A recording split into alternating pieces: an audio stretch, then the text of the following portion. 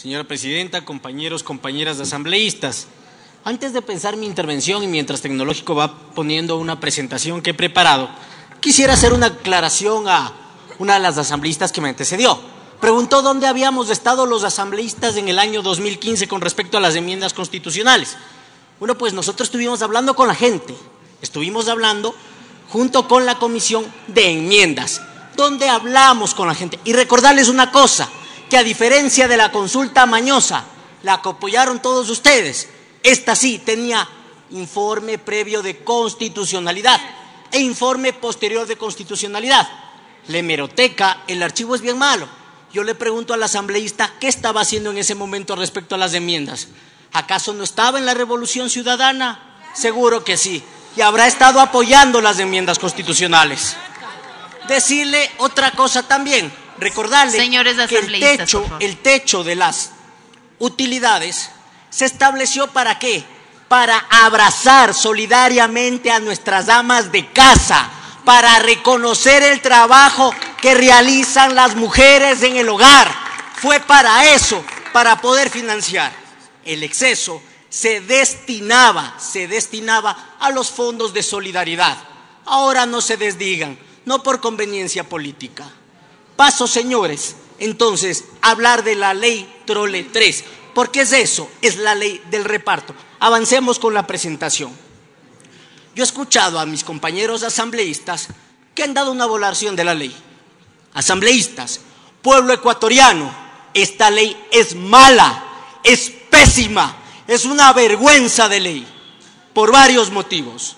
El primero es que va a afectar al bolsillo de los ecuatorianos. El segundo es que tiene grandes fallos de forma. El 24 de mayo del 2018, el presidente Moreno ingresó a la Asamblea Nacional el proyecto de ley Trole 3. A continuación, avancemos, por favor. El 25 de junio, la señora presidenta puso en conocimiento del señor Moreno el texto aprobado en el Pleno de la Asamblea Nacional. Por favor. El 18 de julio se nos envía la objeción parcial del proyecto de ley. En este, como ustedes pueden ver en la presentación, está establecido el número de oficio, la fecha, el código de barras del sistema que tenemos aquí en la Asamblea Nacional, el número de trámites, el código de validación y el número de documento. Adelante, por favor. El 20 de julio nos llega un primer alcance, con las mismas circunstancias que cumplen la forma. Adelante.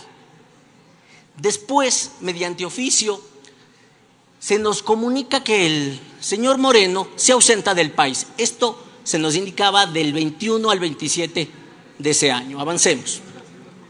Bueno, pues estuvo en Europa, por cierto, con masivas protestas por parte de nuestros migrantes con respecto a la situación del país. Adelante. Esto el 24 de julio. En Madrid, mismo recibimiento. Los migrantes protestando por la presencia y por la gira de Moreno.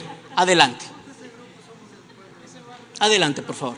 Mientras tanto, aquí en el Ecuador, ¿qué es lo que estaba pasando? Bueno, pues de repente, con fecha del 24 de julio, extrañamente justo cuando el señor Moreno se encontraba en Londres, llega un documento aquí a la Asamblea Nacional, sin fecha, sin número de oficio y sin el sistema que tenemos establecido aquí en la Asamblea Nacional. ¿Qué pasa? ¿Por qué no le pusieron un número de oficio? ¿Cómo le hizo Lenín Moreno para firmar un documento en Quito? Porque la fecha pone Quito 24 de julio del 2018 ecuatorianos. Y se encontraba en Londres. ¿Se teletransportan? Como dijo un compañero antes, en el mundo cuántico el espacio se recorta y se puede firmar. No, señores. Esto podría constituir delito. Avancemos. Como ustedes pueden ver, les he presentado la objeción parcial, el primer alcance y esa cosa que dicen que es el segundo alcance. Yo le pregunto al presidente de la comisión, ¿cómo pudo aceptar un documento en estas condiciones? Recordarles, compañeros, compañeras asambleístas, avancemos, por favor. Bueno, pues que si se firmó en Quito el 24 de julio y el presidente no estaba aquí, se podría presumir falsedad en el supuesto segundo alcance. Hay que recordar que la fecha de vencimiento para poder presentar cualquier objeción era del 25 de julio. Y no solo eso, no solo podemos pensar que hay falsedad por la forma, sino también podría entenderse que hay falsedad ideológica, es decir, del propio contenido. Pues en el segundo párrafo, por ejemplo, del informe, en vez de señalar ciertas omisiones involuntarias adicionales, habla de sustituyase y deberán eliminar. Esto termina modificando el sentido de los textos originales. Adelante, por favor. Bueno, pues recordarles el artículo 328 del Código Integral Penal, donde se señala que la falsificación y uso de documento falso es penado con una pena de 3 a 5 años de cárcel. Adelante. Esto es sumamente grave. Asambleístas, ¿qué están haciendo en este momento? Ecuatorianos, recuerden a quienes votaron a favor de esta ley. Recuerden a quienes están apoyando. Si el gobierno nacional dice que es un gobierno progresista, la verdad es que yo no me explico cómo la derecha ecuatoriana, desde sus posiciones, que pueden ser respetables o no, es aplaudido. Lo que tenemos es que en el fondo esta ley simplemente se adelanta a los pedidos del Fondo Monetario Internacional, que va a traer terribles consecuencias económicas y sociales para los sectores más pobres del país. Yo no entiendo cómo, si hablan de que tienen un déficit de 9.000 millones, le perdonan 4.000 millones a quienes le tienen que cobrar. Y en este momento están hablando de eliminación del subsidio al combustible. Por favor, ¿de qué estamos hablando? Adelante. Miren, en realidad lo que se está hablando es que esta es la ley del reparto. Les presento los grandes grupos empresariales que se terminan beneficiando de esto. Bueno, pues la exportadora bananera Novoa, Andes Petroleum, el Banco El Pichincha, Almacenes El Juri, el Banco de la Producción Produbanco, entre otros. Pero en realidad, el pueblo ecuatoriano en ningún momento es beneficiado. Adelante. Profundiza el riesgo moral, señores. Es decir, lo que le está diciendo a la gente es, mire, no pague los tributos. Y bueno, pues premia a la zapada, a los inescrupulosos.